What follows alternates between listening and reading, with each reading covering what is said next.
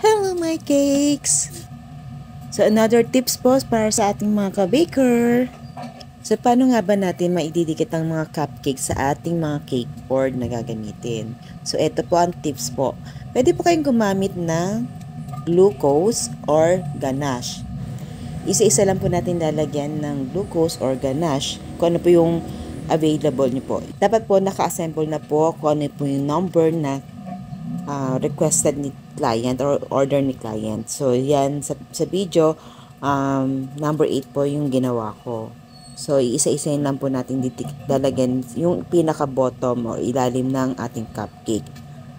Before, nilalagyan ko lang ng glue stick. So, magpapainit ako ng glue stick. Pag foil po yung gamit ko na cupcake liner, glue stick ang ginagamit ko dati. Pero ngayon, ganache or glucose ang ginagamit ko. Kung ano po yung available ko. Pag wala akong ganache, glucose ang ginagamit ko po. Basta kung ano lang po available natin. And then, pag po, advisable po sa mga cupcake liner po na paper, glucose or ganache. Pag foil, pwede po kayong gumamit ng glue stick. So, sana po may natutunan po kayo. Ayan po, hindi siya nalalaglag. Thank you for watching po. Bye-bye!